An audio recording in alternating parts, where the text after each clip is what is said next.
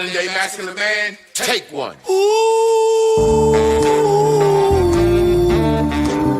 What makes a modern day masculine man?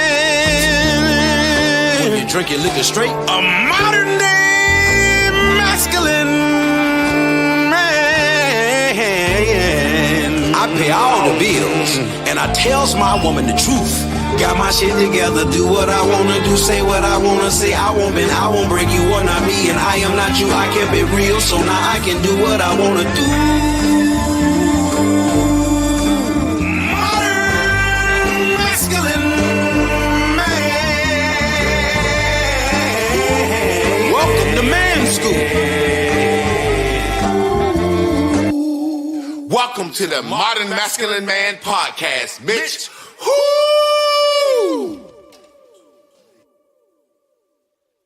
I know. Just don't do that. I got a format. I know what I'm doing. You right, look right there. Y'all see that on live? She like, which button do you have to hit? Because I know I want you to have to reach across me, and you. No. But look, that's what we talking about. That's what the nice discussion is about. The hidden, unspoken things of a relationship. So this is gonna be a good show. If you can hear us good, say yay, yay. If you can hear us well, say yay, yay. We want to make sure we coming through loud and clear to everyone out there in Instagram land, out there in TikTok world. Well, we ain't on TikTok, out here in Instagram land, Facebook land, YouTube land, and X land. X. Shout out to a special shout out to X. X seem like X, we kicking ass on X right now. As far as so we're gonna have a competition. We need our Facebook following to go up. We need our YouTube following to go up. We need our IG following to go up, and we need our X following to go up. We want this thing to get bumping and going and jamming and going all over the world. How your week been, baby? Great. Having fun, working out at the Y. You know, I'm having fun hanging out. Yeah, the Y. I love the YMCA. Hey, listen, man, that song is fun to stay at the YMCA. And look, I'm in there with my daughter and my wife, so I ain't in there on no gay man locker room shit. But it's something about the YMCA locker room where the men I've never been in a locker room before where the men just walk around naked so openly. I guess there's a lot of older white men there, you know, and I'm a grower, not a shower. I'm not walking around with my meat out. You know what I'm saying? I walk in big, tall guy, you know, people, whatever. I'm just not walking around with my ass and my meat out at any gym, at any situation. When I was in college playing football, I kept a towel on. I showered in my boxes. I don't want nobody looking at me, period. So that's how they be at the locker room now? Yeah, I mean, there's a lot of situations with men in a locker room where men just work out and walk around because you figure ain't nobody bothering you. In most locker room settings, you got to think about it. Most locker room settings are athlete settings. You see what I'm saying? Okay. So as men, when we walk around in the locker room, sports traditionally is a heterosexual thing. So ain't nobody looking at nobody like that or looking at nobody crazy. At least you think. You know what I'm saying? Well, I'm gonna have to see because I haven't been in the woman's locker room. You'll see, it's got to be worse than a woman's locker room. I haven't been in one in a long time, and now that I think about it, I mean, you would see women walking around like that. I didn't. Yeah. I mean, but I could have. I know I could have, but I just didn't. So yeah, I done seen some titties and ass walking through.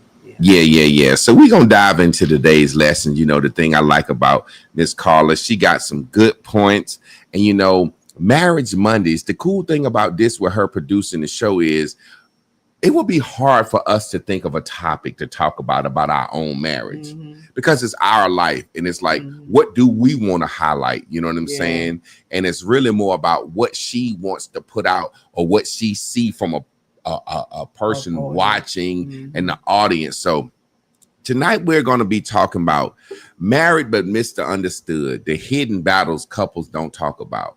The hidden battles couples don't talk about. There's a lot of things that people don't talk about that they should talk about. Hey, can somebody say yay if we got good sound? Yeah.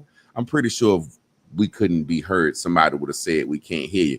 And also, y'all like and share because We want to get this out Monday, Tuesday, and Wednesday. Good podcast, good quality content. Yeah. You know what I'm saying? Thank you, Chris Yeah. Mayfield. Y'all make sure. So I'm pretty sure Chris hit that like up. Y'all go ahead and hit that like. What up, D Lyric? You know what I'm saying? I appreciate it, man. And hey, look, this D Lyric and with his daughter and son they can sing with Rashawn. He got a new country song out, New Southern Soul. I'm about to go to his page and share it when it's off. Yeah, that shit jamming too. So appreciate you, D Lyric. Man, we're gonna talk about the things. You remember when we first got married, and you would always say, no one in the salon, as the older women, gave you the game that you felt like you needed. Like certain questions you felt like, do I feel like my husband is telling me what to do? Is he forceful? How does this move? So speak about that real quick. Speak about that before we get into it, because I want to talk about that, because men customarily tell men like, what's up? Like there's a saying that men, when you get married, and it's like a little saying, but it's just a saying that men say to men. What up, my man LaFew? What's up, my guy? Men customarily, when a man get married, men will say, and I was told when I first got married, when you get up the next morning, whoever put the pants on is gonna run the relationship. And that's really what they saying is, now you done got married, you're on your honeymoon. If you start that cupcake shit, she gonna run you the rest of your life. That's what he said. Whoever put the pants on gonna run the relationship. So as a man, we kind of been schooled. I remember being a little boy, and I used to say, when I get married, I'm gonna have sex every night. That's what I used to be thinking. I'm gonna have sex with my wife every night. But then I would hear my grandfather and their friends and stuff talking, and they be talking about how hard it is to get some pussy from their wife, or cheating and just things if you can't pay the bills, certain things, you know what I'm saying? So men go into this shit knowing what the deal is, and men always have a confidant that they can talk to. Whereas I feel like women kind of more secretive about their situation, unless you're getting beat on. It's like, if I need to talk to you about marriage, no, that's what I'm saying. Women feel like if I need to talk to anybody about my marriage, they're gonna think I'm getting beat or abused. But speak on that as far as, what do you feel? Do you feel like there was help or what? Let me just say this real quick. When you talked about I have wrote, women think of weddings and not the marriage itself. So we don't even have no thing in our mind. You know how you say, I want to have sex every day, whatever the case.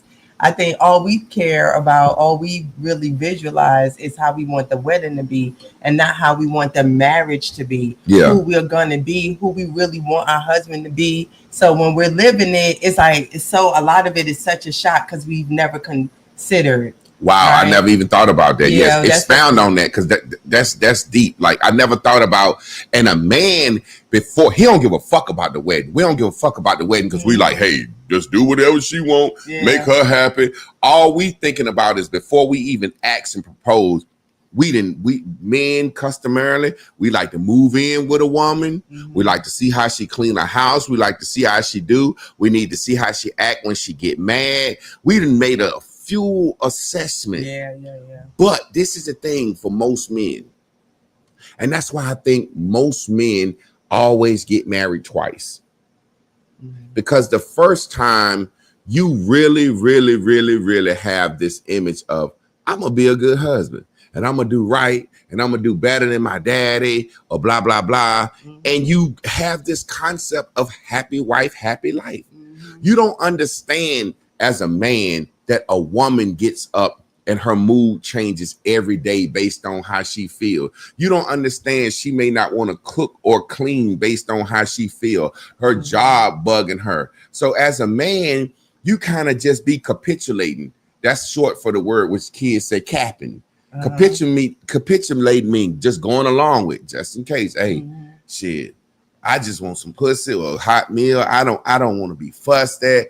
It's like, this bitch got an attitude all the time. You know what I'm saying? Because like she said, she was so focused on the wedding, and now life didn't hit, and it's like, damn, it was so anticlimactic. Honeymoon, now we back, and it's like a regular day. This motherfucker want me to be a wife. I wanted to be a bride. Whoa, that's so good. A wife, Yeah. Miss Carla, you're So gonna have to look- talk about that one day. A wife and a bride. So look, as it relates to today's topic on and one of the points that Miss Carla asked about practicing or performing, when that happens, you gotta jump into it. So you may be practicing marriage, Yeah, you know, and how that relationship go, or performing like what how you sit in it when you realize, oh shit, I had not considered none of this. That's what my thing. I didn't consider none of this. I didn't consider, oh shit, this man is about to be, he got a plan for his life and Yeah. he's going to tell me how to be a part of that plan. A lot of that be, you know, the first time. And so again, going back to the question you asked me, to go into the salon and try to have these conversations with women who are already married and they didn't give any feedback, it was Yeah. very disheartening. I understand that, number one, like you said, people think that women think if you talk about it, that means you're in a bad marriage, you're getting your ass beat or something like that. And I just think it's a lot of pride, you know, behind it, where a man to tell you, yo, what to look for, excuse and then me. say, I'm gonna turn the AC off. I just hate that sound in my ear. They said they can't hear it. Last week. Okay, I couldn't okay. hear it either. All Actually. right. So, God damn, I gotta stop being so OCD, man. Yeah, go ahead, because it need to be cool in this motherfucker. Go ahead. So, dang it, the man, what he say? I'll come back to it. Hold on. I'm so sorry. I'm you so. asked me. You had said it was such a good thing you had the men, right? Yeah. Men will tell each other the truth because, motherfucker, I'll beat your ass if you say too much about me being henpicked or whatever the fuck, right? So you telling them, yo, don't let this woman fucking get you damn, what is it, henpicked? Henpecked, bitch you, whatever. Like me. You know what I'm saying? And you could be honest about that because you still stand in truth and strong in your decision to have picked this woman. Yeah. So, but when women are on the other side of it, because we're being chosen, and like you said, you have videos talking about the man that chooses you is not your woman, the woman's usually choice. Yeah. Then she's looking at the relationship still totally different in the first place. So she is asking for opinions, and they're coming from women that have too much pride to say, yo, I listened to this man. I listened to my husband. Want him at first. Yeah. You know what I'm saying? Women have not really worked through what it means to be in the union with a man. And hasn't worked through the fact that I accepted this man. This may not been the love of my life. That's what people don't talk about. And this is what we'll talk about in the future, how people look at me and they think he's intelligent, he's smart, he's sharp. They don't know the inner me and the challenges. We're going to talk about that tonight. But people act like you got this great dude. And it's almost like having to knock myself down a notch. Like, I'm not who she wanted.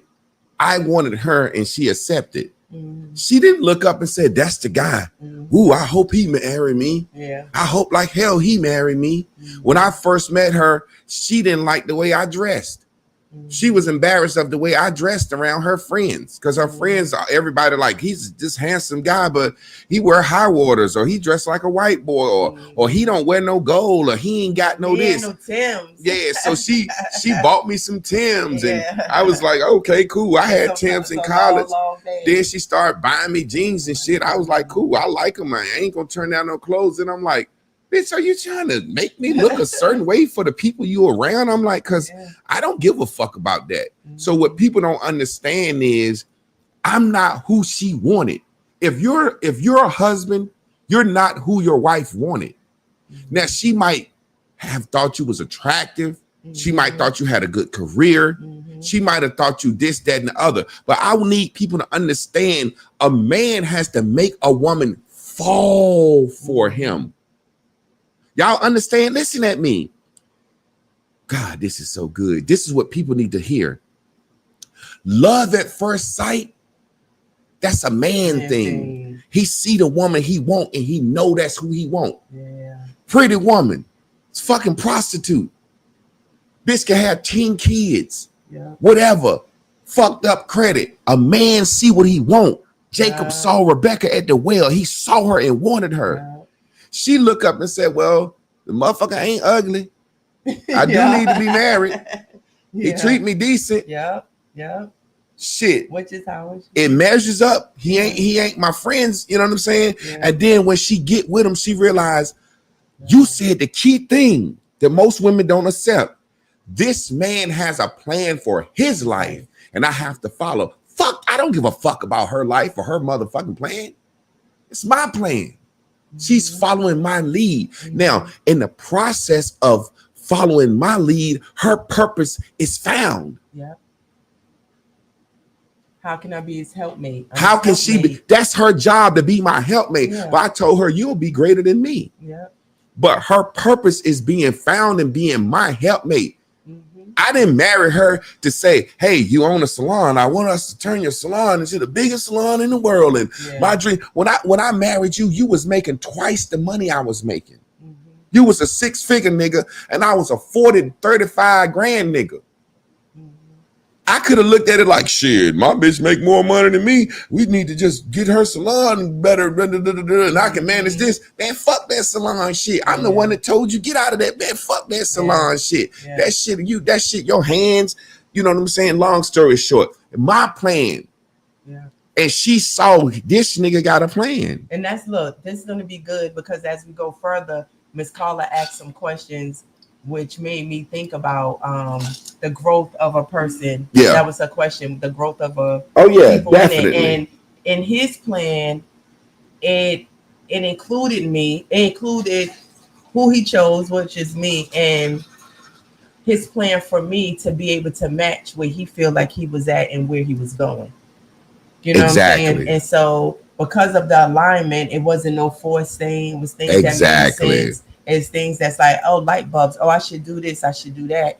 And we'll talk more about that. And see, that's why people always say they like a power couple. What they really saying is a couple with purpose. So say, for example, when a man has no purpose, and I ain't talking about a job, because you can have a good job. A good job don't hold no woman. I've had mentored couples. I don't want to say mentor, did reflective discourse, not counseling. I'm not a counselor. I've talked to people, and the guy was a lawyer when they met, and he thinking he good, and the woman is saying he's not. He ain't did nothing. He ain't grew since I met him. Like, what you mean? He's just a lawyer. He go to work every day. Blah blah. That lawyer shit ain't nothing to her no more. Yeah, the first 2 years, I'm married to a lawyer. And then she realized this nigga owe $150,000 in student loans, and then he ain't fucking John Cochran. He go to work every day like every other motherfucker, make 100 bands. And she like, damn, nigga, he working all these extra hours trying to make partner. And he like, but I'm a lawyer. She like, fuck that shit, nigga, you ain't grew. She like, I would have rather married a janitor that moved up to the head janitor, to the head garbage man. She's seeing some growth. So some niggas think because they got a good job that they ain't got to grow.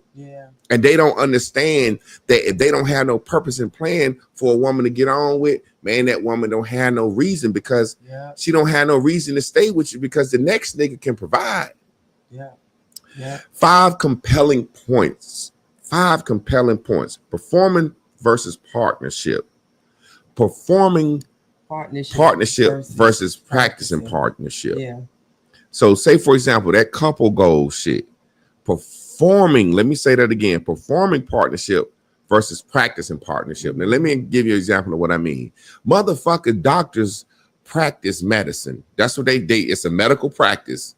If you sue them, you're suing them for medical malpractice. We're saying we're not doctors. We don't heal. We practice medicine on you. God damn, boy, this is such a good topic. Doctors practice medicine. You go in, they say, hey, what's your symptoms? My feet swelling up. They said when feet swell up, that normally has something to do with arteries or this, that, and other. What else? My piss got a little yellow. Well, that looks like that might be this, and this.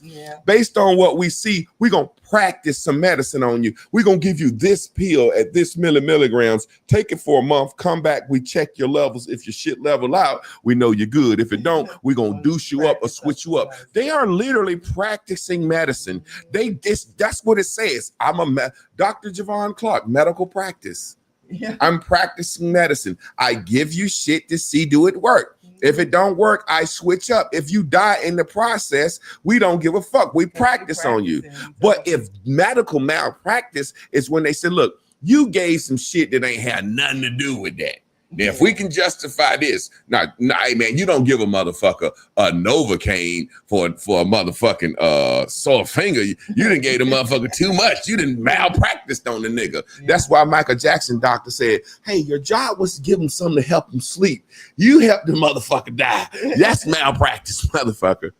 So what I'm saying is practicing relationships versus performing. Me and my wife are performing. We're performing. We're going to get a result out of this. We up here, we're doing a podcast together.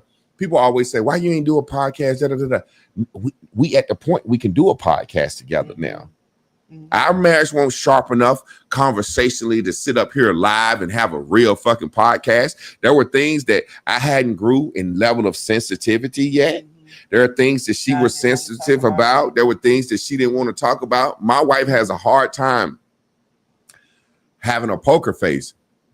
She might be saying, I want to talk about this. Let's talk about the time I cheated. And then when we get up here, she'd be like, I'd be like, you remember you cheated? She'd be like, I'm ashamed now. So that has to do with all healing and all that bullshit. It ain't healing to me. It's just like accepting and moving the fuck on. Wait, but before you go, like these are the things that I thought about when she said practicing versus performing. You always had this thing that said, do your duty, right? And that is when, that to me, doing your duty is sometimes you may not be fully in the game when you're talking about forever and you just practicing. You're going through the most based on the fact that we got something that we're growing together. We have a common thing and the business. Oh, yeah, sorry. We have a common goal. I can just move it over. Just sit how you're going to naturally sit and put it in front of your mouth. We got a common goal. We are building things together. So for the business sense of what we're growing, no matter how I feel, I'm doing the duty, I'm showing up. But then there's times, like I said, now where we have settled more in to ourselves, I can talk about things more freely and we can perform. So, and we talked about that yesterday about when you're not listening. Yeah. Right. Because we perform, we in this shit, we in the groove of it, you know. So because, and I wanted to be clear, because sometimes in the beginning, like you said, if you're picking me and you're not the love of my life, but you are the best choice, then at first I may be practicing before I am performing. And in that practice, though, I got to get the rules of the game. I think that's what we don't be understood. We got to get the rules of the game. Yeah. You know, and I look at performing and practicing, and like some motherfuckers just look good when they we call them practice heroes. Some niggas that play football or play basketball. Oh, at practice, man, them motherfuckers is dope all over the field, getting tackles, getting hit, breaking up plays, because you ain't on the spotlight. No, I'm not saying I'm right. I don't know what she interpreted. I'm just telling you. I'm just telling you what I saw. Like you said. Some people are good at practice when it's behind the scenes, but when they get in the spotlight, they fuck up. You know what I'm saying? So I done seen guys, man, catching alley-oops at practice, playing so good at practice. Coach be like, well, I'm going to start him this week. And he get in there and fuck up. So sometimes it's about performance. Some people don't practice well. I'm the type of guy, I ain't give a fuck about practice. I ain't give a fuck about practice. I ain't give a fuck about conditioning and weight room, none of that shit. Game day, I bust ass. I bust ass on game day. But watch this. This is the problem. Because I didn't give a fuck about practice, conditioning, and weight room and shit, I might bust ass on game day, but I won't gonna do nothing. I won't gonna be no good. I won't go into the NFL. I won't go into the NBA. In order to motherfucking be a professional, you got to love practice or want to do it. So I was a high school, college nigga. I knew I won't go into no NFL. I'm like, shit, I ain't working out that motherfucking hard. I want to get out of Warren County. I'm going to college to play football or basketball. I want to be a teacher. I know I'm not going to put in the work that it takes to go to the NFL. A lot of motherfuckers won't tell the truth about that. I don't want to have to work that motherfucking hard. And so sometimes when it's behind the scenes, I'll give you a perfect example. Jay-Z and Beyonce relationship goals because in their performance, it looks great.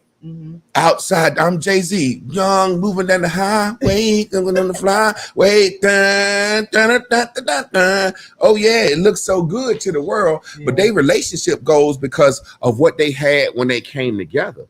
We don't know how their relationship is.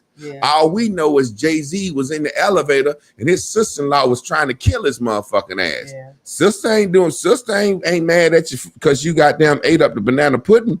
Sister like, you bitch motherfucker, you fucking around on my sister. Then here come Beyonce like, well shit, since y'all know about it, Lemonade whole album, Becky with the good hair. Jay-Z sitting on David Letterman. Yeah, I cheated. You know, that was the toughest part of my life. You know what I'm saying? So it's like, oh, relationship goes. Queen B, your pussy ain't solid gold when he's sticking in, and just every time he's sticking in, oh, I came. Oh, I came. Oh, I came. This pussy's so good. All Beyonce got to do is touch me. I came. Oh, I came. Jay-Z wants some other pussy than Beyonce. So you can't look at how people's performance is. The practice is what's behind the scenes. You see what I'm saying? So I think me and Chris practice and perform well. I think in real life, people don't understand that in relationships, there's shit that I don't like about her. There's shit that she don't like about me. I'll give you a perfect example. She had mentioned, might as well go into it. You remember the Nutty Professor and the wife was saying something, oh, Clrk, such and such and such. He said, I don't be listening to you. Woman, I don't be listening to you. And I realized yesterday, sometimes it's funny having to talk about it on live. Sometimes I be thinking it's reefer. I be forgetting shit as I get older. I even told myself I might have dementia when I get older because I don't be listening at my wife no more. My wife can tell me some shit. 10 o'clock tomorrow, we got to do this, blah, blah, blah. I be like, yeah, you know, the next day, I thought you would. She knows she got to remind me anyway. But last night we was talking about it. She had just told me something. And I was like, yeah, I won't even on the phone distracted or nothing. And she was talking to me and she was like, yeah, 9:45, this, that, and the other. I was like, yeah. Then she looked at me. She was like, so what time you think that? I was like, Chris, what are you talking about? She's like, Javon, what? I just said it. And I had to be honest. I said, Chris, I don't be listening to you. And I was like, I know you don't. It's becoming more and more. It's more and more apparent. So we had to discuss it because we had to discuss it. Now I got to know. I have to know to make sure to follow through. And those them little things we talk about. If you don't want to be a nag, you know, and overly tell somebody something, or you know, I'm gonna have to be a nag. And if it's a snap that come like, goddamn, I remember, then it is. But also, and we'll talk about that, it's assuming that it would be that, right? And so I thought that the conversation was good. Well, let's talk about it.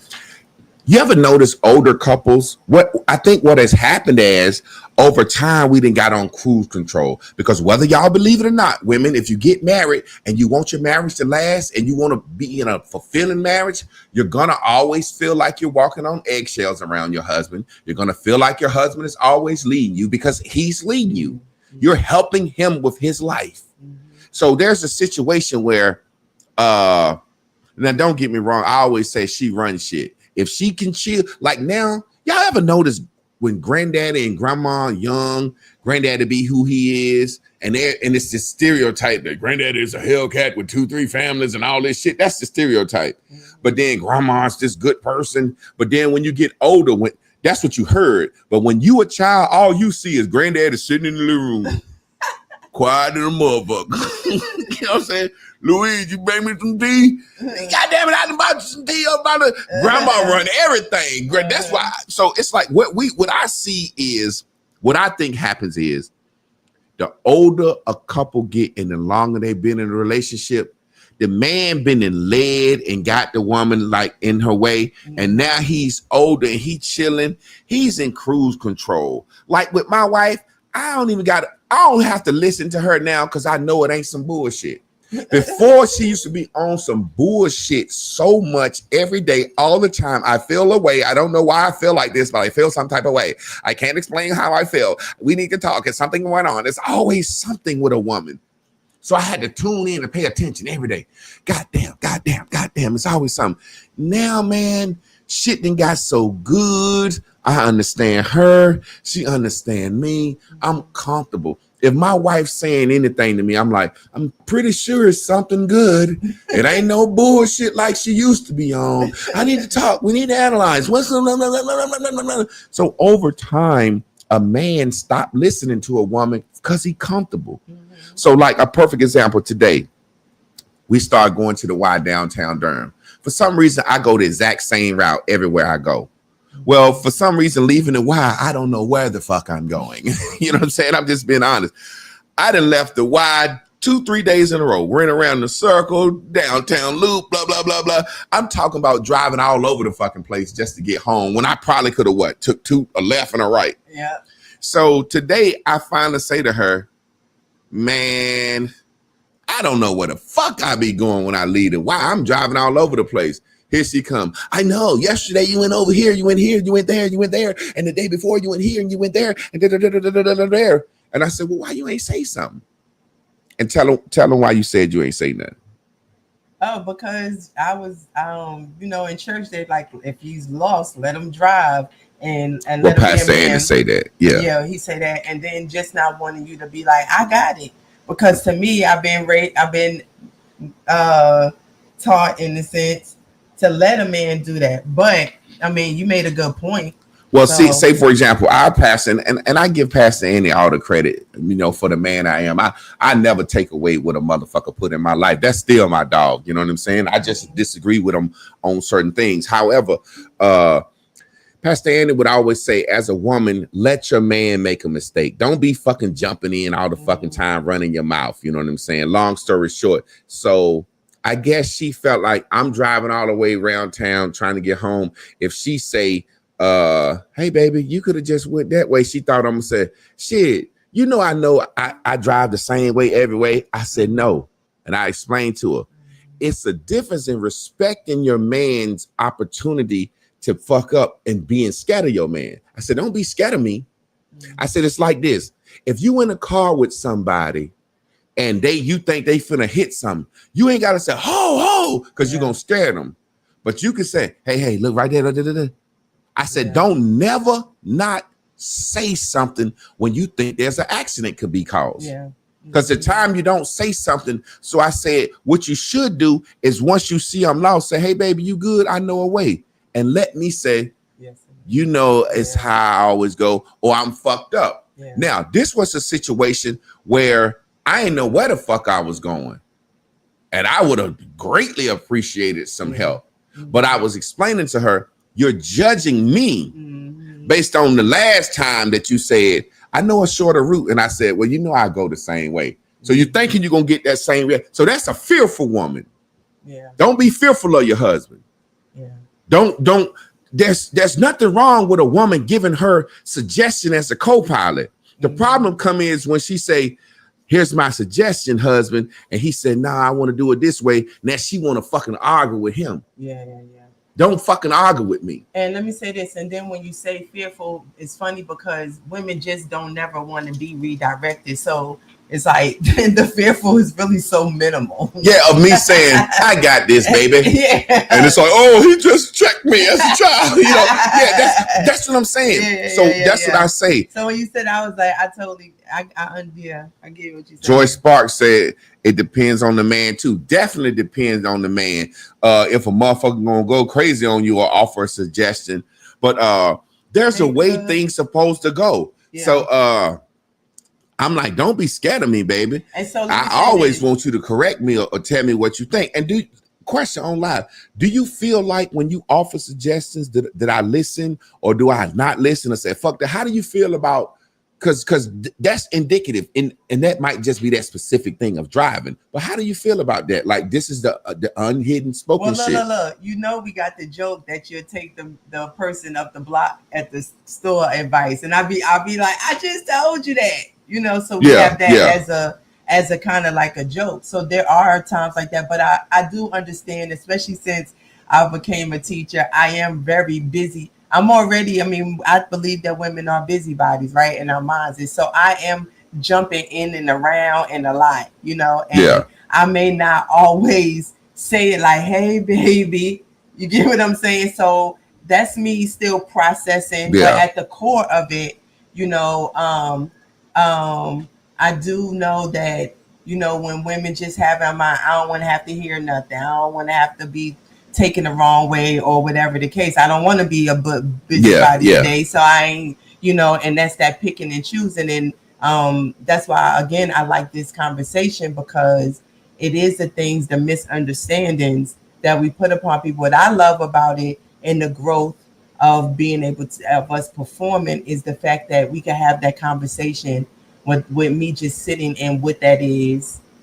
You get what I'm saying? And being able, before I say like, oh, it's not that I'm not, you know what I'm saying? And just call it what it is, and talk about it, and just totally see your perspective really more faster, because I could stand behind Pastor Andy telling me that, but to the core of it, I use that as the umbrella, because of the fact that I didn't want that outcome. It's like not being funny. It's like I would always tell my wife, every time I give you a good strategy, you use it as a defense mechanism for the next situation. So I'm gonna ask you this on live, because we've had this discussion before in the past, and it's almost like a vibe of, I think I know everything, or you think you know it all. But like you said, if I'm the leader and I'm leading us down the path, and you can admit that you're emotional, you see what I'm saying? So live, in our life, in our arguments, life, love, and moving forward in my level of leadership, let's go 50-50, 60-40. What percentage that you think ultimately that I was right in leading and you was wrong, or vice, like how often are you right?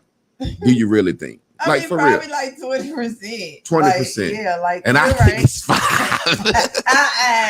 Because, but the fact that you said 20 is indicative that the fact that you mostly fucking wrong. Yeah, but this is the thing, and so who knows why? Like, I don't know, the muscle memory of it, I like to call it, right? But like, you want to believe that this time you're right. Yeah, right? This time, and you're standing. However, though, I do know how to not stand on this time. Like when it comes down to when it matters. Yeah, and I don't stand on this time. I'll just acquiesce, because I'm like, oh, bitch, you probably wrong somewhere. It's like, I got a saying: women put their feet down at the wrong time. I don't. It's like the time that she had something that kind of she could stand on, she can't even explain that. I just feel like this. I don't know. I just feel like, Chris, you're not explaining. We can move like this if you can give me some reason. I just feel, Chris, what the fuck is just feeling? That's nothing. You ask a man, how did he feel? He'll say, well, I'll tell you what I think, because my feelings don't mean nothing. I don't give a fuck how I feel about the situation. I'm gonna bring every kid in the house a hamburger. You know what I'm saying? Because I feel like I have motherfucking baby daddy ought to be. You know what I'm saying? I'm the type of nigga, if I was with a woman and she had kids by multiple men, I would bring every kid because of what I think. I don't want two brothers in the house to be beefing because I bought my child some sneakers and his brother ain't got none. That can cause a rift in the brotherhood in the house. So I don't care how I feel. Motherfucker, ain't my motherfucking responsibility to take care of that boy. That's how I feel. But how I think, I care about my son. As soon as I walk out the room, his other brothers jump him and kick his ass for his McDonald's fries because I ain't bring them none. I care about how I think. I don't care about how I feel. So whenever me and Chris would be in a situation, she keep talking about what she feel. I said, what you think though? I don't know how I think. I just know how I feel. And I'm like, feelings ain't real though. And I'm gonna tell you, some of that is about, and growing and being honest about what I feel. Like, I can't stand you. You know what I'm saying? The times I can't stand you, the times I'm jealous of you, the times I felt beneath just as a woman, right? And but then still being together long enough, like you said, to be like, but he's probably right though. But I want to be right though. You get what I'm saying? So you going through, you're thinking of all those things along the way. It's like the concept I got, no matter what you call it. I say everybody wants to slay the king. Everybody wants to slay the king, even the queen. The queen wants to see let me ask you this. The queen wants to see a weakness in the king's armor. You don't want to see me fail, but if you can say I told you so, do that shit feel good to you? I mean, to put like this, to see you, whatever, to see you on my level with me, because I feel like I'm so valuable to our relationship also, regardless of seeing you there. It's just kind of bringing you to a place, wanting to see you in a place that I feel like you're humbled with me. Yeah. You know, so which is a nice way of saying I kind of like it when I can say I told you so, motherfucker. Because what you just said was because let me reinterpret because we live. I said when I fail or when I fuck up or when you right, do you like to say I told you so? Yeah, but no, hold up. Wrong a lot for me to have to say that. So that's why I'm. So it feel good, right? So yeah. Okay, that's what I want, a straight answer. You said, because what you said the same thing. You just cleaned it up. That's why I said women weaponize words. I said on live. Do you like good speech? Yeah, good speech. But I can't let it go like that because it's women watching. It's women watching, and this is the truth, unhidden spoke. They need to know. Man, when my husband fail or fuck up, I like that shit because that nigga lead me and he always right. Yeah. I like to be able to say I told you so. You cleaned it up in such a way of I like to feel like you're on my level. Cause I be fucking up so much. I like to see a situation where, tell the truth. That you told the truth, but you cleaned it up. So, and vice versa. I know that. That's why as a man, I'm always logical, moving sharp. Because when I fuck up or make a mistake or make the wrong decision, now my wife ain't gonna be the one to be like, I told you so, motherfucker, I told you so. But she's gonna say, well, my wife gonna comfort me in it. But it's just reminding me you fucked up. She's slick with her shit. Be some shit like hypothetical, like I said, I'm gonna go left. And she said, I think we should go right. I said, I'm going to think we should go left.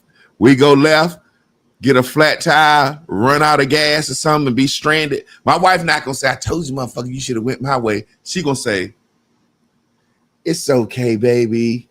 When you make your decisions and the outcomes happen, I'm here for you. I'm here for you. Like, bitch, get out my motherfucking face. Like, it's okay. Whenever you make a wrong decision, I got your back. I'll walk 15 miles with you in this hot sun because you fucked up, but it's okay. You know what I'm saying? In her own way, she like, yeah, nigga, you fucked up. I like that shit. Those are the things that people, and then there are things that I don't like about her, of how OCD certain things. She can't eat this, go there, I can't lay on the mattress if this covered. You got the mattress looking like, I'm like, goddamn, the sheets, I need to change the sheets of the Chris. Goddamn, I want to lay down. Fix this and this. I'm like, goddamn, bitch, you ain't perfect. But those are things that people don't talk about. Yeah. She said, exploring how some couples focus on appearances, looking united for families, church, social, while avoiding the real behind the scenes. People will tell you, and even like Jasmine, when she came on the show, she came to check us out. People that know us know us. We are the same in real life. We are the same real life. We are the same people. I don't front for social media. I don't front for church. We don't front. The thing is, what people don't realize is the fact that we got an open relationship that kills a lot of shit. And because the only thing that kind of mess up relationships is fucking and finances. I give her the money to pay the bills. We both work hard. Shit. I know she's fiscally responsible, so we don't worry about that. So in the past, you have been a fronter though, major fronter, meaning like how we look on the outside. You cared a whole lot about how we looked on the outside. Speak on that. To take pictures when we went out and stuff like that. Me too. In the beginning, we enjoyed, because me and my wife, we like getting fly when we get fly, and then for the first time, I like to kind of match my woman. I ain't talking about bubblegum twins. I'm talking about like similar colors, blah blah blah blah. So if I'm a social butterfly, at some point I need somebody to say, they together. I could tell how they dress. So I would kind of like pick out some of my wife's clothes or blah, blah, blah. What's my stylist name? Oh, Javante. House of Jerry. So my wife, I'm a stylist. I love styling my wife. So, and that's not, she can't style herself. Don't get me wrong. But my wife come to me like, yo, what we wearing tonight? So when we first got together, we liked taking pictures. The funny thing was we would get so many likes from strangers, but our own friends wouldn't like. And we want our friends to like the shit. People hated. Yeah. And so I was just like, man, I ain't taking no more goddamn pictures when we go out. You know what I'm saying? And it just something that faded away. But before, I remember there was a time you get Davion. Davion was the picture taker. You know what I'm saying? Yeah. And that was in the video, like I'm enjoying. And the thing is, I might get back to that. Like I like dressing up. Mm-hmm. And I think that what I wear and how we live, I think that it is something that would be interesting to people. Speak on this. How can I say it? Damn, it was a good thought. When I first started becoming popular on social media, mm-hmm. and you and your clients and your business partners, you know, it was like her husband done gone crazy. Mm-hmm. He talking about God, Jesus ain't real. He done left church. You know what I'm saying? This nigga and he's blowing up fast. Then I get popular for cooking. But speak on how that felt as far as, you know what I'm saying, feeling like you losing a lot of people because of the shit that I was saying on social media that didn't have nothing to do with nobody. And then I want you to tell me live, like, how did that make you feel? How you were able to roll with it? And at some point, did you really want to say, hey, yo, chill, this is a little too much? You know what I'm saying? Speak on that whole situation. It was definitely, again, something I didn't consider. So, you know, when we're talking about women wanting weddings and not thinking about the marriage itself. And now we have this new tool that's been thrown in there, this social media tool, you know, that's an extension of your real life, right? And how you present it to the world. So I had not considered that, you know, you were going to get up there and your talking was going to make anybody feel any personal way about it. And so when people started asking me to ask you to be quiet, well, I've been raised, I think it's what people don't understand. I've been raised a lot of different religions. And so I'm used to being like an outcast, or, you know, based on how the garments that religion would wear. My name been changed several times growing up. And so, you know, when we switch with the things that you're talking about, whether it is religion or, you know, revolution, whatever that thing is, right? Like, I'm for it because I've been raised around that from reading in the bottom of stores, you know, as a kid with my little brother father. So anyway, though, but so I never thought I wish you would stop, because I'm like, this is supposed to be a free world. Like, we supposed to be living in the freedom to speak. So this is how he feel. I still don't understand why people watch stuff that they don't agree with. Like, I wouldn't watch something of somebody that I don't agree with. So these were just new things that I never considered, but I didn't think that you should have. But, you know, so you didn't think I should stop, but no. How did you feel when people was like, yo, your fucking husband crazy, or your husband saying this? Like I can imagine. I know, and I felt there were times that I would be like, damn, I might not need to say this or share it, because you was a hairdresser, and there was a time I was like, perms killing us and giving us fibroids, and stop shaving your pussy hair, and talking about women's health. I think in alignment, though, I always kind of been where you were, or looking at stuff in that type of way. So it was like I was believing what you were believing. And so I would be at work saying, anyway, I'm not going to do hair for the rest of my life. I was a person, like, say for the example, that didn't put relaxers in children's hair. I was against that. I didn't do sewings on girls before they were 16. Even if a parent was 12, a 12-year-old girl I'm like a pair of Jordans when it comes to, you know, sewing in some weave. I always had things that I stood on personally, even within the fuckery that, you know, I was around. And so to me, and me understanding, when you tell people you were not my first choice, but you were the purpose that I've been looking for. Yeah. That I knew the possibility that I had to join somebody that was going to do something big in this world. Once you chose me, and I know that I want an artist, and I know that I want somebody that's, you know, once I see what you standing for and stuff, I'm locked into that part. So, you know, I don't know, but I will say this. when we are somewhere though, and you having the conversation straight on, is when I do feel that way, because I'm like, oh my goodness, he's about to tell the truth. Because that's when you be This trying person, to buffer me, like yeah, somebody and I'm like be asking I me, felt like that before. and then she'll It's be all like, right, lean into it. yeah, she trying to buffer. You know right? what I'm saying? Because She I don't want them to you understand me want so you to bad. understand so bad, and I understand where those moments are, where the emotion gonna arise, right? And want them to really be able to ride it on out, so they don't just leave with some hate for you or thinking you're crazy, because I understand that. Now that don't mean I've not thought that you've been extra at times. Yeah, You get what I'm yeah. saying? Never crazy, but extra. So. Unspoken emotional labor.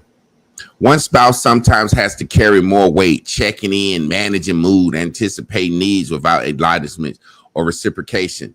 That's one thing that I really felt like for a long time I had to do. Gauging, like making sure she's straight. You know what I'm saying? That was just, I've told you, so it's not like I'm saying, it's just fucking draining. Draining fucking, I just would be like, and it's not, this is the crazy thing.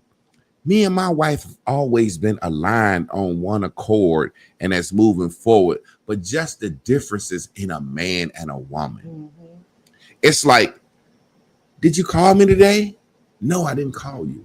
You didn't text me today? No, I didn't text you. Did you miss me? I don't fucking miss you. It's I leave in the morning and we see each other 8 hours later. Why the fuck do I gotta text you during the day? Why do I gotta call you during the day? I remember saying to my wife, like, yo, you're old enough to remember when cell phones didn't exist. You have had to call your man and the phone was busy on a landline. Then you had to call the operator and do an emergency breakthrough. I just want to say it's an emergency breakthrough. It's an emergency. Because sometime back in the day, we just take the phone off the motherfucking hook. And the operator could tell you nobody's on the line. The phone just off the fucking hook. All the shit that you have been through where you don't know where your nigga at. And now we live in a new world of technology. And I got a woman asking me to text her. We gone 8 hours. Text her. Motherfucking call her. Check in on her. Get up in the morning. Gotta see how she feel before I can start listening to music. Or it's just like an emotional drain. And I used to just be like, fuck. But then I can realize on the flip side, I never would say it, but I used to say, me trying to be this content man or this person that changes black people, it's gotta be draining on her. Cause I know I have rants. Well, I have these epiphanies, and I can get a message from the spirit or from God or whatever prophecies I'm tuned into. And I could be like, Chris, crying on the floor. Chris, do you see what's going to happen to us? Like when I first met her, I was like, got this prophecy. I said, Chris, the cell phone is going to destroy the black race. And she was like, how? I said, because I used to hold a camera in Freaknik and I see what black people would do for a camera. Now, everybody got their own camera, their own news network. Chris, this shit gonna destroy us. And what has it done? And I was just so adamant. And it was one day we was talking around your friends or something, and we talking about it, and everybody then got mad at me because I'm like, you giving your kids cell phones early, you gonna fuck them up. I promise you. The cell phone, you gonna fuck. And everybody get so. Speak on that and how draining or it's being just being with a motherfucker that think he know something to change the world. Yeah. Speak on that. Well, you know what? But on your own thing, but I know when my friend that was a lawyer, I think that was the first introduction to it. But again, we're in public. Yeah. And remember, originally we was talking about you being online. But and knowing like when he's telling the truth, there's no back down of that conversation in a sense. Yeah. And knowing that people is perceiving him in a aggressive way when he's just passionate. And it's the first time we had ever had anybody around us that cared about things like you did. And so of course I want to be with you. So I'm looking for all the best things, right?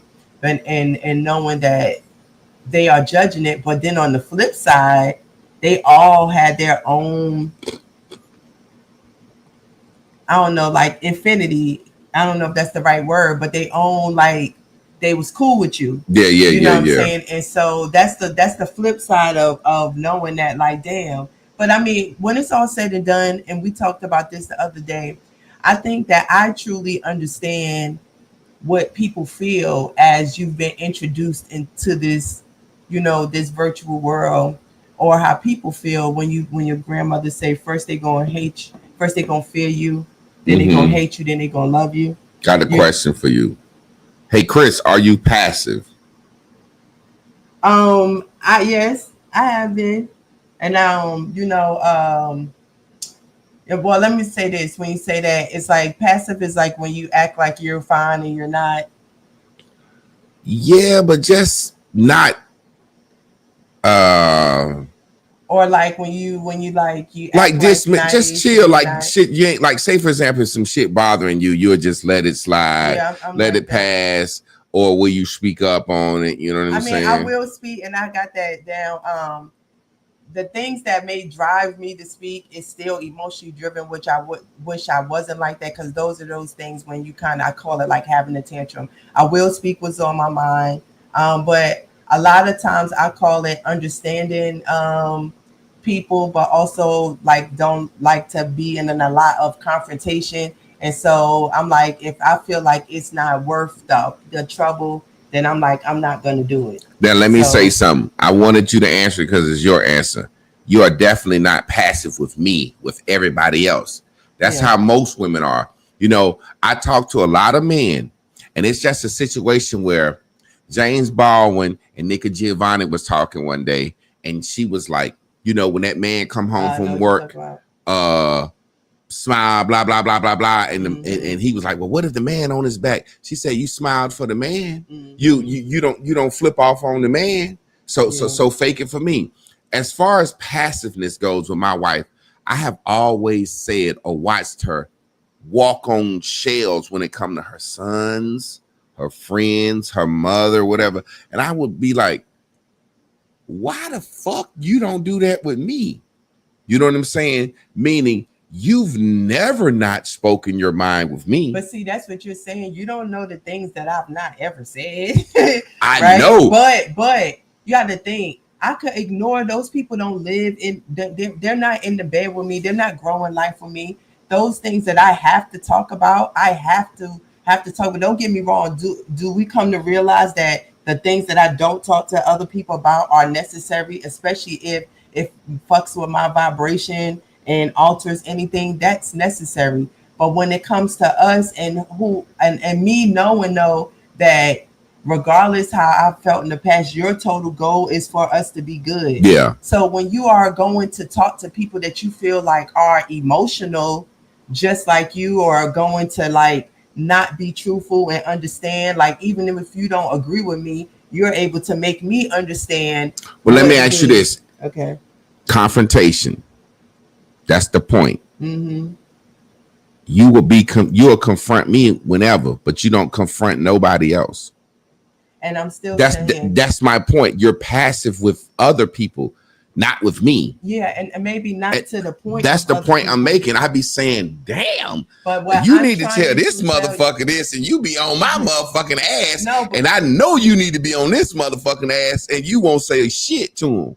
well, yeah, but again, I'm going to when we discussed already, just like with the turning, going home and deciding who you think Yeah. is going to respond a certain way. I think that women do that, pick and choose what they say based on how they view the person that they're talking to, Yeah. and so it is that. But there are some times that I'm like, I'm not going to say that, and I'm not going to ask you that, but not as much, because when we're going to talk, you're going to talk back to me in a way that we're trying to resolve something that to me is really meaningful. But you have grown to show me that in my passiveness and how I do with other people, they need me to be assertive. So that's two different things. Yeah, that's what I'm saying. I That's what I'm understand saying. that I have to become assertive with the people, right?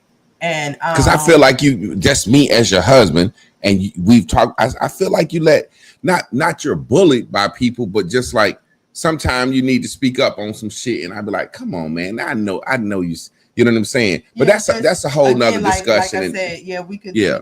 Because again, but like it's about now. This is the thing. If I could be honest with those people and say like, yo, I'm assuming that you're gonna act like a fucking emotional wreck. You don't want to have the confrontation. You don't mind having a confrontation with me, but you mind have a confrontation with others. That was the point. Yeah, that's what I'm saying. So, in understanding that, though, I have judged them the same way. Mm-hmm. So I don't give them the opportunity to be nothing, different. So that's why I'm saying I don't need to, because it stops the. You know what? That need to be a whole nother discussion, because I've found in life with women, whether it's a mother, a brother, a friend, a co-worker, if they have to have a confrontation with a mother, a brother, a friend, a co-worker, anything other than their boyfriend, if the truth is revealed, that fucking relationship is going to be over.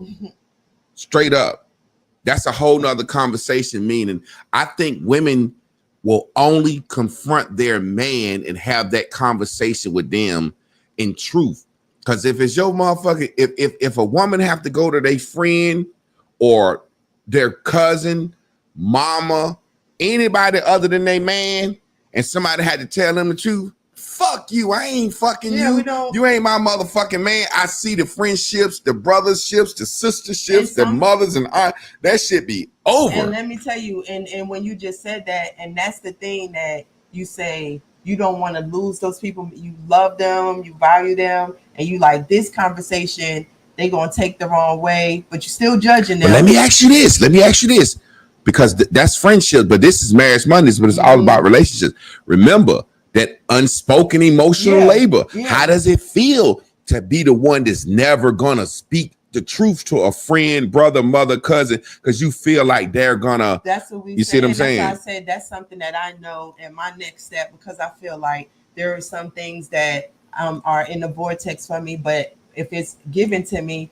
and I am not, and I'm being passive to people, I'm not going to be. I can't be a principal leading the school and not having correct conversation. And I do think about when I do now that. And in the last several years, when I understood this, from that thing, the Nikki Giovanni, it made, when I saw that, it made so much sense. And so as I start to understand that that's happening, right, and I may still do it though, but then when we talk about it, realize that I've done it again. I understand the detriment to being like that.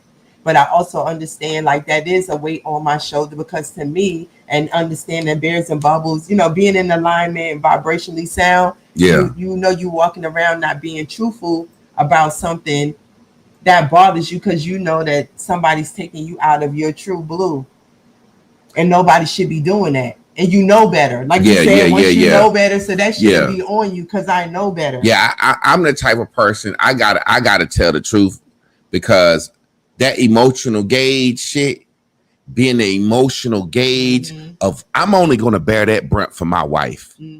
A fucking man, a friend, a cousin, a sister. Hey, I need 100% truth, because I need you to get the fuck away from around me. If I got to fucking wonder, do my sister really love me? Or is my homeboy, I got to, nigga, fuck that shit. I got to answer this. Go ahead. I'm going to answer this question for this brother. Go ahead. But one of the things I realized, from the people that we listen to and our perceptions and things, that's how like the people that have mainly been like that are people that I'm totally thinking about, totally concerned about, totally. And so the way that their relationship is being, all of it is being structured is based on, it's based on me and my concerns. And you don't have those, you don't necessarily maybe have those concerns, because like you said, I know I'm not going to be concerned with these people in my life. Not, you get what I'm saying? So if you don't look at yourself, that's also about a flaw on how I. But that's like you said, that's one of the things that I be concerned about as we talk about. That's one of the things that I've always not liked about you, because I always felt like, yo, you're such a sharp woman. You're such an opinionated woman with me going back and forth. but you need to fucking tell that motherfucker over there this, but you never do. So, and it's not because I think you need to be more assertive. It's like I be feeling like, yo, motherfucker take advantage of my wife, like she fucking stupid or something. You know what I'm saying? I like, and of course you would feel like that because of the fact that you're it's like I want to protect her. Like what I'm saying, well, I have called motherfuckers up and behind your back, hey, Chris ain't fucking doing this. Fuck you, ask her to do some shit like that for you know she got to do this, and this, and don't say nothing to her because if you do, it's gonna be a fucking issue. But don't ask her to fucking do no shit like that no more. You know what I'm saying? This is the thing, and I don't know, but I just thought about like remember when you told me about the kids, the same person that fall on the floor, whatever. What I'm saying is that, and I remember one day you said something like, was it slow suffering or something? You had said my ability. I don't know, not slow suffering. That's not the right word. What I'm saying is that part of still who I am and how I like to take people in and be this type of way. I am just naturally like that. When it comes to us, I don't think I ever have been like that with nobody, but you got to think you are getting me used to a program that I didn't know I was going into. So that's kind of different, but wanted to be there. So there's a different level of conversation that is happening and needed. And some of that still was emotional. Let me answer this question for this brother so we can move forward. Javon, this is for you. Does Chris beat you down with shit you do not give two fucks about and how you handle that? Well, man, I'm a master teacher, so I always be concerned about my wife. And I'm the opposite of most men. Like, if it's something that, like he said, about pillows and shit, I'm going to have a discussion. Because I want her to I overteach. If it's some simple shit that I don't give a fuck about, I'm going to sit down and talk about it because I want her to clearly understand what's up. I'm not even going to say, man, fuck that shit.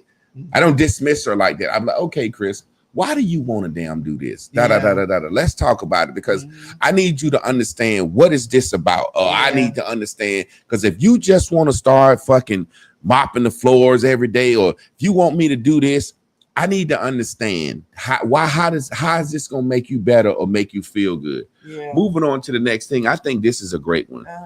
Growth gaps. Unpack what happens when one partner evolves spiritually, emotionally, mentally, while others stay stagnant, and how it breeds loneliness in marriage. That's a great question because me and my wife are aligned with our purpose. So there's never no stagnation. I'm growing, she growing. However, there's places where she growing and I'm not growing. She's in school now. She's been in school, growing, getting master's degree, want to work on her PhD. So shit, I could say. You just explain the growth that you want to see in me. Yeah.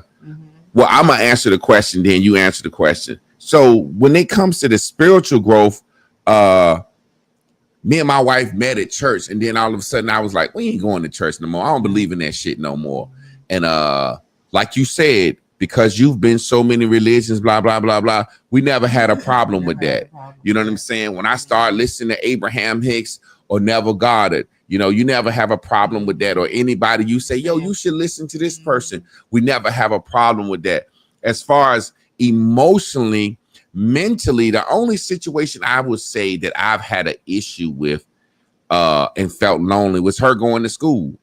And her going to school, me and Chris would spend so much time together.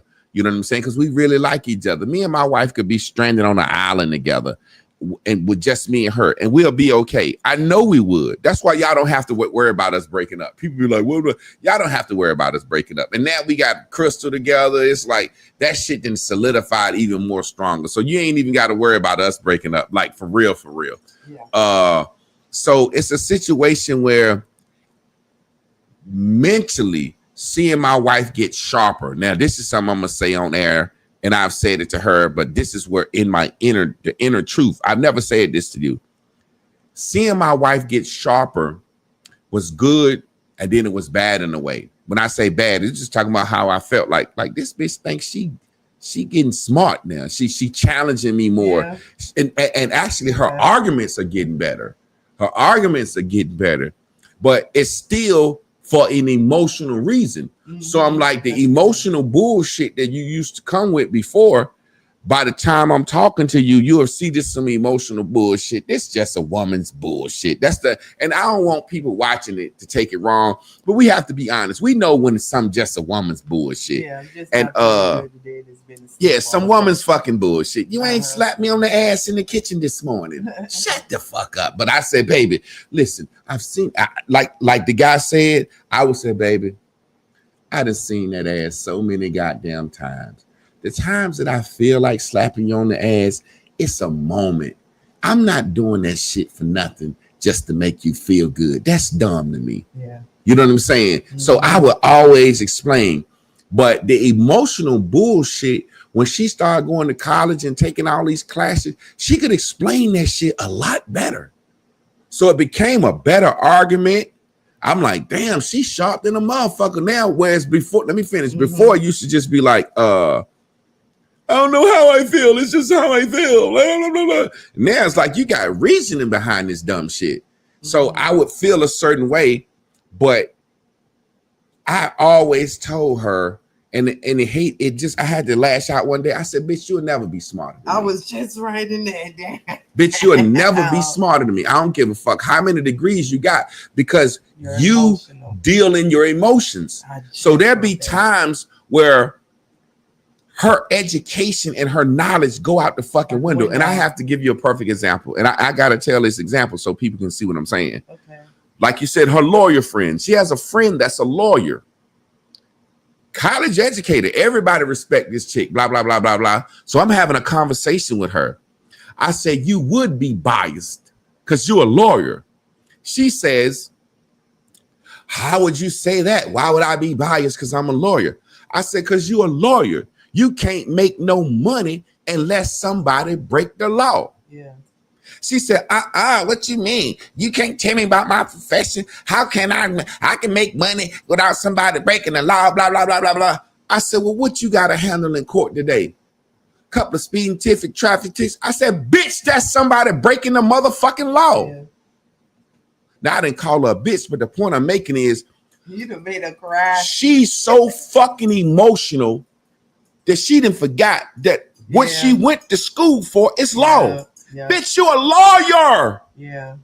Nothing happens. You can't do nothing unless a law has been violated or about to be violated. Yeah. Somebody trying to steal somebody's inheritance, that's breaking the law. Speeding ticket. So if you were in court, it's because of law. Her whole educational background and everything went out the window because she thought I was trying to tell her something. I said, you cannot make $1 unless the law has been broken. Yeah. So I was explaining to her, I don't give a fuck how smart you get. You fucking think like a woman. I can bring a drunk in here and you couldn't beat him in a debate. Because at some point in that debate, you're going to lose your fucking education. You're going to lose everything you ever learned. And you're going to say some dumb woman emotional shit. Yeah. And that whiner going to say, I got you, bitch. So that was very irritating for me. The smarter you got, the more you fucking would just, I was like, this bitch is coming at me hard on some bullshit. You know what I'm saying? So, I know I said a lot, but yeah. No, we were just in another stage, right? And also let me see, I think that women try to get smarter, get degrees, right? To not be under a man in a sense. And so I went from being blonde, right? Which I still am, like that's who I am, like just blonde, no matter how many dishes you eat. And so I didn't want to be like that because I'm gone from admiring his intelligence to being jealous of his intelligence. So I want to be as smart as him. I'm learning. I've taken a lot of the same classes. I got A's just like him. I have had them same professors say, oh, you're his wife? Oh, we're going to make sure that you know what he knows. And so we can sit down and have real conversation about what our degrees are, about. But then there will always be those moments when you'll say, well, I bet you didn't get that because you answered that like that. Then the emotion set in. Then you like, until you can stand in what is really happening, see it for what it is and take the emotion out, you'll never be as smart as me because I'm talking to you in fact and not you're always you're learning it and feeling.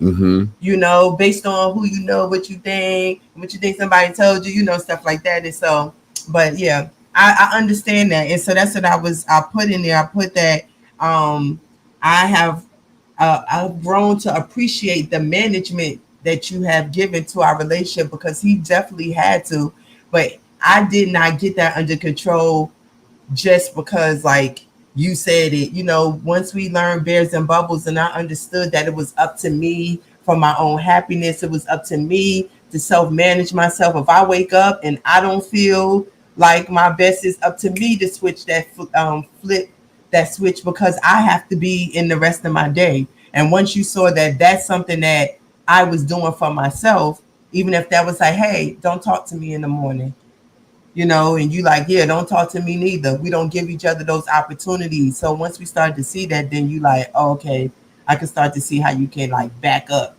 Yeah, like people don't realize that in our relationship, me and my wife literally had to say, don't bother me.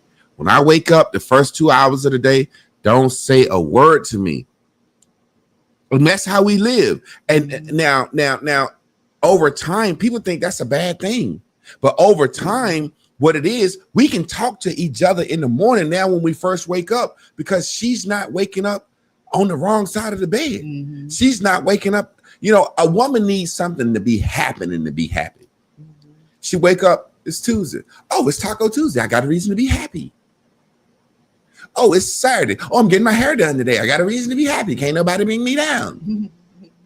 It's hump day or Monday. I'm in an asshole mood. I don't want nobody to be happy around me today. Yeah. You know what I'm saying? Some of that is that hysteria that hysteria that sets upon us. And a woman go through, I think people don't realize, as a man, I had to learn, a woman goes through a 30-day menstrual cycle. Men, all focused around men. Am I gonna ovulate? Am I gonna get pregnant? No matter if a woman say, I ain't having no more motherfucking kids, I know it. Her body's still doing what it needs. And her body feels rejected. Her body's hormones, your hormones are the things that send messages to your brain and how to feel. So your body is saying, premenstrual. That means this egg about to drop. I didn't get pregnant this month. God damn it, I'm mad. People don't understand this. I start studying women and say, why this bitch acting like this? What is her menstrual? Oh, her hormones. Oh, it's coming back round. She's getting nice. She's being nicer. It's building up. She's about to ovulate. She want to be next to me because she's about to ovulate. She want to get pregnant. Her body is her body is saying this. She can, her mind can say, "What? I know I ain't having no kids. I ain't having no motherfucking kids. Well, I'm mad at that nigga." So it's a cycle that a woman go through, and I had to learn that. Okay. And then look, and then once you don't get pregnant, and then that you know, you get into that emotional, you're upset or whatever. You don't want to be around the man, but you can't say that. You don't want to say that, right? And so now you want to be disconnected, but you know you're going to want to be right back. So it's a lot of So once that hysteria starts to subside, and the way you do that is to stop keeping tabs on your man dick. It helps, you know. Once you settle in, I want this motherfucker. I'm gonna be with him. Look what he said. He dealing with menopause. Oh yeah. And look, and I wish that, see, older women now, I realize they say it like they're such a superhero. Like, I don't care no more. You done took all the emotion of a man is gone. Yeah. You're in your cycle, you know what I'm saying? And the drive of your cycle is for a man that you no longer have the drive for. So you can't even mentally and biologically, you kind of have to, you have to let this idea go. And that's why I said, like, when you get older, grandma don't give a fuck what granddaddy think. She walk around in the house and that goddamn moo titties swinging, motherfucker. Nigga, her body didn't say it. It's like God didn't literally say it. Sit your ass down somewhere and be a grandma and a nanny. That pussy ain't dripping like it's supposed to be. Now, in her mind, she could still want to have sex. I hear so many women say, when you get older, bitch, shut up. It's physically impossible. Your body didn't stop ovulating. Your fucking estrogen levels ain't the same. Now, you might be Pavlov like a dog when it wanted to fuck, but your body ain't the same. But let me tell you this, and because the thing Just is, like my dick. I can't. I'm fucking like I'm 17. No, the fuck I'm not. The reason why though that gets better and could get better even if it's done mentally is because you've left all the bullshit is going. Yeah, that's what I'm saying. Right? That's what I said. Your mind, but your body ain't the fucking same. But you ain't, so you can wind up still as wet and stuff because you're not fucking until you're ready and you know you're ready. Yeah, that's the point I'm making. It's a mental thing. Don't do it like that. Don't touch me like that. And let's get this shit popping, and you don't do it outside of that, and the shit. Yeah, and when you finally do it, you feel it's great. Yeah, but yeah, so it's a situation where we're moving forward. And this is a good one right here, man. This is a good one because I hate the fucking motherfucker that ever came up with that dumbass love language shit. That love language shit is so fucking stupid. Let me for the question. Let me teach for a second because black people need to be taught. Capitalism is for women. Marketing, they don't market Father's Day. What the fuck do fathers need? Fathers need some tools and shit that he already motherfucking got. So fathers get a fucking tie or he get a new grill set. Capitalism markets to women. So when these motherfuckers writing these motherfucking books and shit, they writing this shit to women. When they create all this love language and Steve Harvey 90 Day, blah, blah, blah, blah, blah, blah, that's to women. So love language is some dumb shit that we done created that basically says, think about it. It's really a woman. My love language. If you don't do this for me, I ain't gonna feel loved. Well, granddaddy couldn't do none of that shit. Back in the day, everything, all that time, finances, gifts is a love language. What about when black people ain't have a goddamn dime and they stayed together 50 years? But gifts. If you don't gift me something, if you don't give me time, granddaddy said, I'm in the goddamn field 16 hours a day. What you talking about time? Yeah. Acts of service. Shit, all the only thing we can do is rub each other motherfucking feet. Yeah. It's some dumb shit. But let me read what she said. I hate that love language shit. It's really some shit for a woman to say, if you don't treat me like I want to be treated or feel like I want to be feel, I got to reason. No, do your fucking duty. And do your duty. Watch this. Okay. If gifts is your, we want to talk about this real quick. I gotta teach. What's the first love language? Gifts.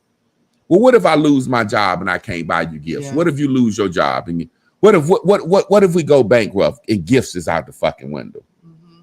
Time. What if I had to get a second job? What if she had to get a job, her job move her over here? What if my wife started going to school and she's spending them? So time, you see what I'm saying? Mm-hmm. Touch, sexual touch. What about when she going through menopause and she hot at night and you can't lay next to her and hold her no more? And you talking about, well, my love language touch. Motherfucker, I'm hot, I'm sweating. You can't touch me like that. Yeah. It's some dumb shit. It is. It's some dumb shit. What's the other one? Gifts, time, service. Words of affirmation. She done gained 100 pounds and she wants you to tell her she's still slim and pretty.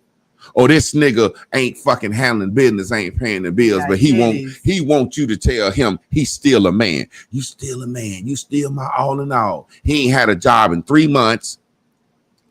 Ain't working. You paying all the bills. He at home getting drunk because he's depressed. And he wants you to come in the house and tell him, you still the same king without a job. It's some fucking bullshit. Yeah. And I hate that shit. And it's the worst thing that ever happened to black relationships because black women always go with the fucking pop culture. Mm-hmm. Steve Harvey 90 Day. Love languages. This bitch said some shit to me, and this was the craziest shit I ever heard. Pop culture in the black community. She said, I think he liked me now. I think I should da-da-da-da. I said, what you mean? She said, that's what the song say, ain't it? If I hit it 1 time, I will like her. If I hit it 2 times, I'm going to like her. If I hit it 3 times, I'm going to wife her. You know the song I'm talking about? The song, I didn't know. Bitch, you think about a goddamn song? If I hit it 3 times, I'm going to wife her? Bitch, if I hit it 3 times, the 3rd time might be because Mary Ann didn't answer the phone. What the fuck are you talking about? Pop culture bullshit. So that's why I said capitalism and all them books, they marketed to women. This is the love journal.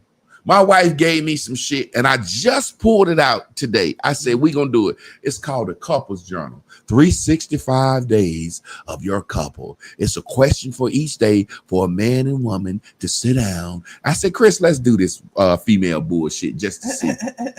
But that's some woman shit. That's why on Mother's Day, K Jewelers, we got 99-cent gold bracelets. So all that shit like that is marketed. I had to say that. Now you take over. I had to say that first. The book. Now this is the thing. I got the book to give us something new to talk about or a fresh way to enter in the conversation.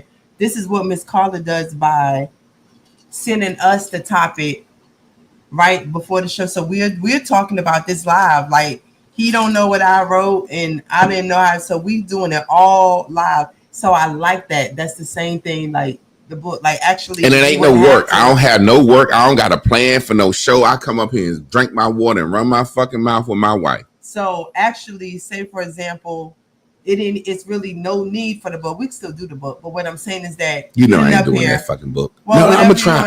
No, I'm gonna try to do it. This is what I'm saying. It's not necessary in the sense of we get up here every Monday. Miss Carla is doing what the book did. It's asking us a question. It's giving us a fresh way to look at a question, not the way we would ask it in a sense, right? Like what's the one we just did about the love? What did she call it? Emphatic love, radical love. Radical love. You know what I'm saying? It gave it a fresh way to see, oh shoot, how to explain what we're doing in a way. So it's what the book would do. I just wanted us to, because we're always talking about, you talk a lot about what's the social media conversation.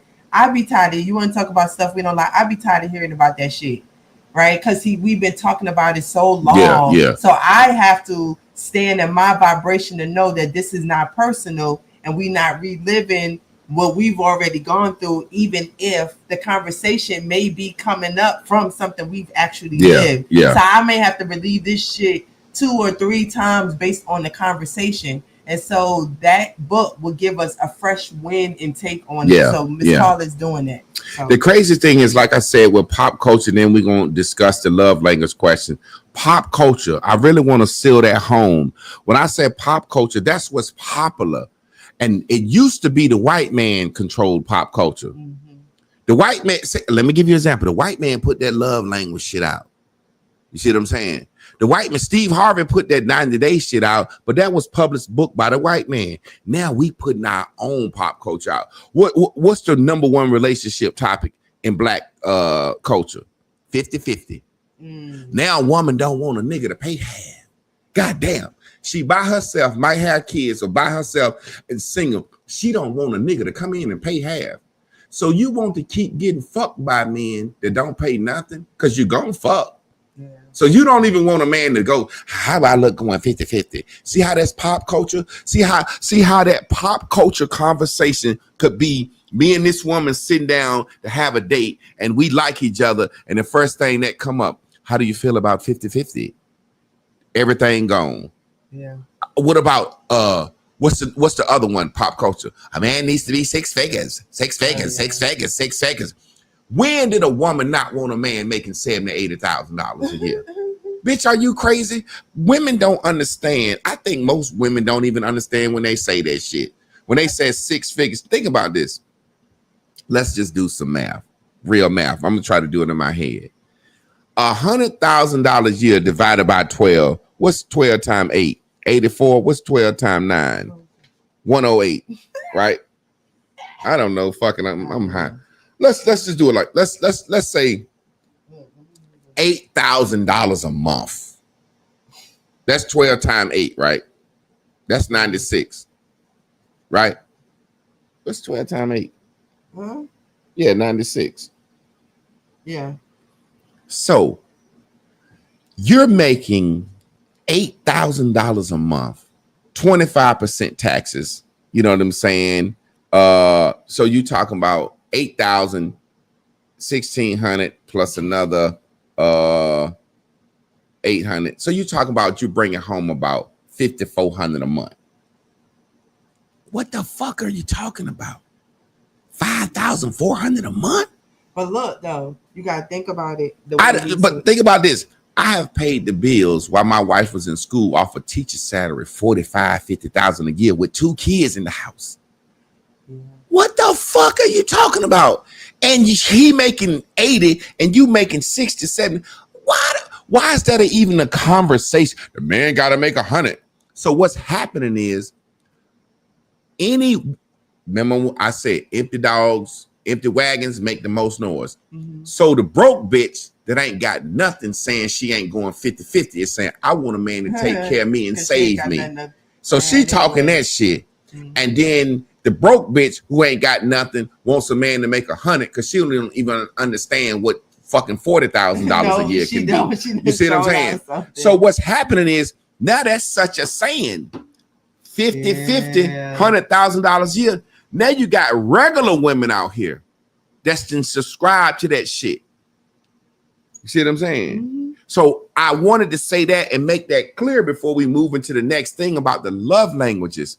Pop culture information affects everything when it comes to dealing with relationships. Because now a woman is saying he's got to be 6 feet, $100,000 a year.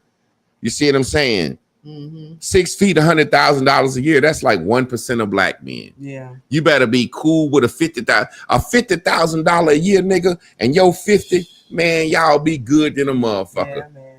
I look at my little salary and look at your little salary, and I be like, shit, we straight. All we got to do is not fuck up. And when we eat crab legs, we want to eat crab legs. Shit, my wife had 3 months of bills. What they say, you got to have 6 months of bills to feel safe. Shit, you know. So we might have that. Or this is another thing. We don't talk about the business ventures and stuff we trying to do or doing because there's no need. It's like people want to get in your finance. Hey, look, let me tell y'all something. When I blow and you know I'm blown, I'm never going to get up and say, this how much money we got. This what we own. I'm never going to do that. Who does that? Jay-Z and them don't do that. You might hear fucking Forbes say, Jay-Z's worth this much. Jay-Z don't come out and say, hey, I got this much liquid. Beyonce got this much.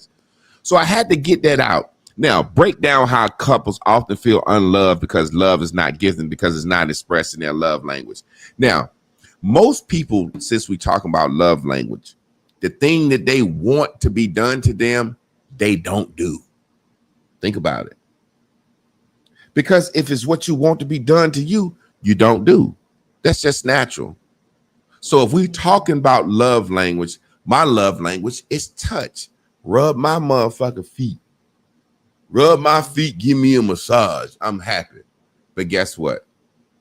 The last thing I want to do is rub a motherfucker's feet and give him a massage. We got to get used to appreciating a person's sacrifices. Fuck that love language. Yeah. Appreciate when a person does their duty. Now, I was talking the other day. Chris, I do all the shopping and all the cooking. I love to cook. So my love, it should be, your love language should be let a motherfucker serve you like they want to. Yeah. So my love language, I love to cook. I love going to the grocery store. I like Sprouts. I like certain markets. So that I don't have no problem doing that. Man, send me to the stove. Send me in Sprouts. Let me go on YouTube. I'm gonna cook some good shit tonight. Yeah. Now, Chris is 50 years old. She still has her abs. She didn't gain a little weight, but I'm about to get it off her. You know what I'm saying? I'm fucking with her. But she doesn't have to cook. She doesn't have to worry about what she eat. She knows she's eating nutritious. And whether you know it or believe it or not, me as a person, I know how much I worry about eating and want to eat right and eat the right things and not eat the bad things. And when I would eat for fucking medication, self-medicating, and I'd be thinking, man, I'm eating too much of this, man. I know how I feel when I'm eating a certain way, but not being concerned about that is something that she loves. She loves that I do that for her, and it ain't no burden on me. I love to cook. I love making our meals. Y'all saw the video I made. I juice every week. I spend $120 juicing. Take me 2-3 hours of juice. Goddamn, I prep our meals on Sunday. Then I might grill meats or whatever we gonna eat. I love that. So that's not strenuous to me. And she loves that. Yeah. On the flip side, I just like when my clothes fold. When my motherfucker, and I wear black t-shirts every day. Let me tell you what's so funny. But let me finish so they can see. Yeah. Remember your point. Uh-huh. My wife fold my clothes. I don't know if she like it or don't like it. I don't give a fuck. I just know Sunday, when I pull my motherfucking drawer open and them goddamn shirts is folded up and them goddamn drawers is folded up and them goddamn shorts and shit is in the right way, that's the happiest I be. And when I open that motherfucking drawer and it's not done, I'm not happy. But I understand it may be something going on because in my mind, I said, now I know good and goddamn well this woman know this is what I love. So I just say it's something going on. That's just like if my wife come home and there ain't no food made. She not going to say, what the fuck you doing? She know if ain't no food made, something going on. He's sick, he hurt, something going on. Mm-hmm. So I say, do your duty. That's love, doing your duty. Yep. You see what I'm saying? Mm-hmm. It's people that they parents get sick, right? They don't even like their mama. They don't even like their daddy. But the love, the obligation, do my duty. My mom gets sick, she can move in with me. I'm going to do my duty. I don't even like her. God damn. Mama, shut up. God damn it. Mama. But I'm going to do my duty as a child. You see what I'm saying? Mm-hmm. So it's certain things where you got to do your duty. And when you get into this love language shit, that's about how I feel. I don't feel like doing my duty today. Or we was arguing today. We mad at each other. So what if I'm mad at her? There are times I come to her mad than a motherfucker. Take this goddamn food, bitch. I got you some good shit, and I ain't even spitting it to put my dick on your sandwich. Take this motherfucking food, bitch. I'm gonna do my duty, even though I'm mad at you. Well, this is what I'm saying. Like, as far as your clothes, right? Because it depending on when you finish washing them and stuff. Yeah. And so if I can't get to them, I'm tired when you leave on Sunday. What I've been doing is the last couple of weeks is I fold your clothes after the show. Yeah. Some of it we've been talking about it. I'm in the vibe of it. You know what I'm saying? You come back the next day, the clothes is folded. Sometimes I'm tired. Now I like that I do it. I know that it's something that you like. Particularly, I mean, it's not the first time you've been liking it. You've been liking it. I've been folding clothes, but I don't know, like the groove that I got in doing it right after the show. So yeah. I'm gonna have to figure out a way where I can let people from TikTok, X, ask questions too. We're gonna address my man right here before we get out of here. My little woman was probably thinking about that her last 3 hours because we were FaceTiming. All she was saying was, "I love you" repeatedly. She really didn't have too much to do with me. Let's see. Blah blah blah blah blah. We gonna get ready to get out of here. My wife's that's a lot. So what we're gonna do is we're gonna start letting people come on and address. You know what I'm saying? And what I'm thinking about doing is possibly on Friday nights when we just chilling, having a little drink or something, where people can come in and tell their story and ask questions. We'll get at a try. You know what I'm saying? Call it Friday night discussions or some shit. I don't know. But I want people to be able to come on and interact. You know what I'm saying? They can see us in the studio, but I want people to be a part of it, to come in and talk and ask questions, like people giving their comments, or, people have questions. Because what we're really trying to do is educate and show people that relationships are real, and it's a lot of things that people are afraid to discuss. This last question: dive into the fear many couples have around conflict, avoiding hard conversations to keep the peace. I feel like we kind of already talked about that. Yeah, we don't. How we talked about the passiveness and all that, type of stuff, and you feeling like I don't have these hard conversations with you, but showing the difference between how I treat my boss. No, you have them with me and not with others. With others, right? And then juxtaposing how I had these conversations with my boss versus, if I feel like my boss is treating me unfairly, how do I handle that? What do I say to them? Do I acquiesce? Am I quiet? And let me give y'all some game for real, because I'm all about teaching. The reason people have hard conversations is because motherfuckers won't do their duty. Yeah. They're afraid to have a conversation because if we have a hard conversation or a conflict, and if I upset my partner, I might not get no pussy tonight. I might not get no head. She might not cook. She might not iron my clothes. Notice what I said. Me and my wife do our duty to each other. So regardless, if she come to me and she got something that she need to check me on or she need to have a conversation with, no matter how I feel, how it hurts me, upsets me, no matter how I feel, she know I'm gonna do what I'm supposed to do the next day and the same day regardless. Yeah. I check my wife, we have conversations, and I know just because I checked her on some, my daughter head ain't gonna be nodded tomorrow. Yeah. You know what I'm saying? That's how people are really fearful to have the true conversation. And over time, you just get fed up with it. That's why marriage is 50% divorce rate. I'm scared to tell my woman I'm sick of how fucking dirty this fucking sink is. And it ain't even dirty. It's makeup brushes and shit everywhere. I don't want to tell her about that because it's Friday. And his hair everywhere. Yeah, it's Friday. Yeah, we finna go out on this Friday night. And it's Wednesday.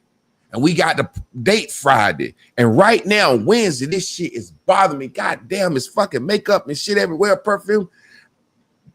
Baby, you know what? I ain't gonna say nothing about her because we got something planned Friday. And this bitch will be mad 3 days. Yeah. Now, let me say this. We've been to that phase where my wife been acting fun in 3 days. I don't care. We still do our duty. Shit, I be like, I know you're mad, but I need some head. She be like, give me that dick. I'm like, you're sucking it like you're mad at me. Do it. Go ahead. I forgot. Well, family, y'all already know. Y'all stay tuned in, tapped in, turned on. See us tomorrow night with my man Trav, Tough Talk Tuesdays. Wednesday night, me and Carla, Rain and Raven. Y'all know we always do our gang handshake. Boom. And ooh, y handla robosha, a shake yete, oh robosha, yay, los, oh robo. Y'all hold it down, y'all shed it live. And look, we got I want to start something called a rewatch crew. Go to YouTube and rewatch this. Just pull it up, send it to your friend, click on it, watch it 2 minutes, have that shit playing in the background. The video. Oh yeah, y'all go check out our video. I might as well play it while we on lives. Maybe it uploaded on YouTube. This is a song I made for my daughter's birthday. Let's see, can I find it?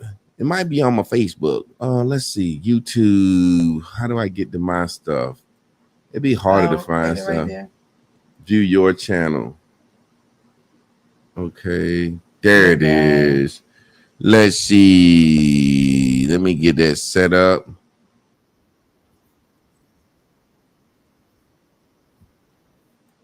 Let me get ready to share this screen. Turn that up. Pause that. Go back.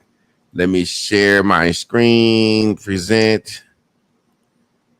This song has so much meaning to me because it was her actual birthday, but she was born with Down syndrome and she was just learning to walk. So I was like, every day is my birthday. That's what we, with Bears and Bubbles, that's our thing. Every day is your birthday. So let's see what we got here.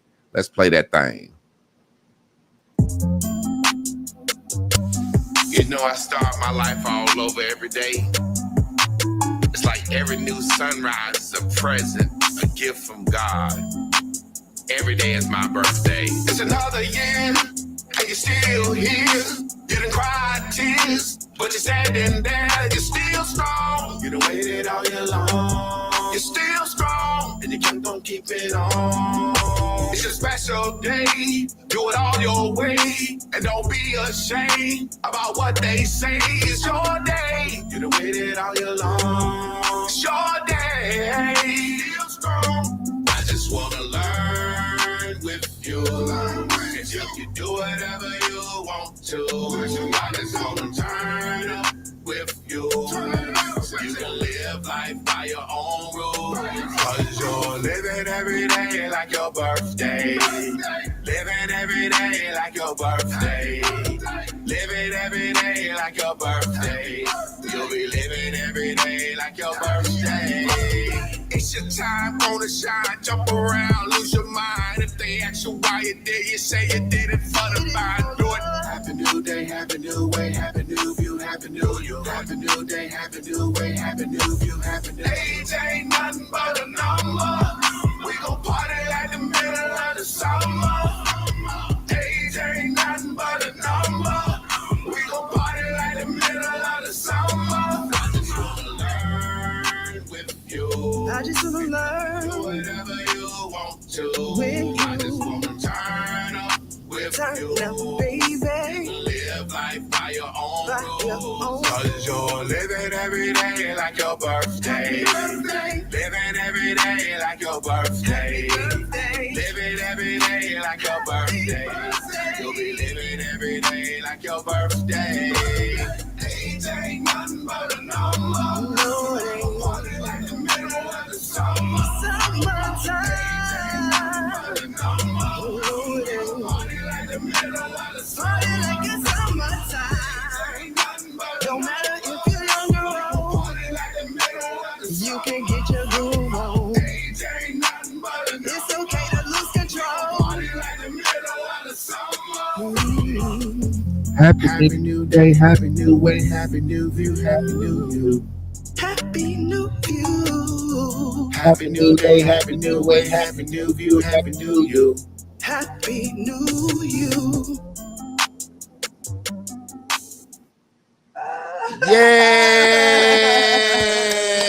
Yay! It's another year. Yes, sir. Happy new day, happy new way, happy new view, happy new you. Like, that's share my that video. that's my saying. You can play that every day. Definitely on your birthday, but every day. That's what Yeah, get up. That's happy the new the day. vibration you should get in like it's your birthday. Every day is my birthday. Living every day like it's my birthday. Happy new day, happy new way, happy new view, happy new you. That's your birthday. People don't realize we die every night. We die, and we do not have to wake up the next day feeling like we felt the day before. Yeah. Man, fuck it. It's a new day, new way, new view, new you. Yeah. Y'all be good. Happy birthday. Stay tuned in, tapped in, turned on. We appreciate y'all. Love y'all. Peace.